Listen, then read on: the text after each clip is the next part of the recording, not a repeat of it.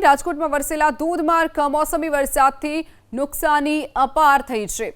બેડી market યાર્ડમાં મગફળીનો જે જથ્થો મૂકવામાં આવ્યો હતો તે પલળી ગયો હોવાની ઘટના બની।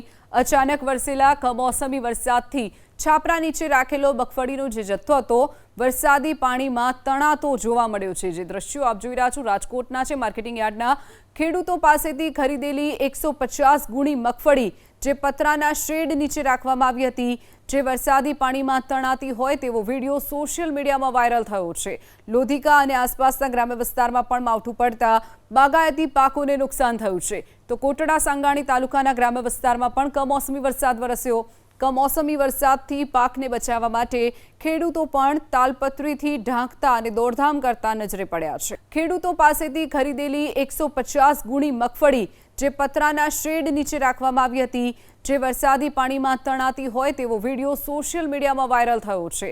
લોધિકા અને આસપાસના ગ્રામ્ય વિસ્તારમાં પણ માવઠું પડતા બાગાયતી પાકોને નુકસાન થયું છે। તો કોટડા સાંગાણી તાલુકાના ગ્રામ્ય વિસ્તારમાં પણ કમોસમી વરસાદ વરસ્યો। કમોસમી વરસાદથી પાકને બચાવવા માટે ખેડૂતો પણ તાલપત્રીથી ઢાંકતા અને દોડધામ કરતા નજરે પડ્યા છે।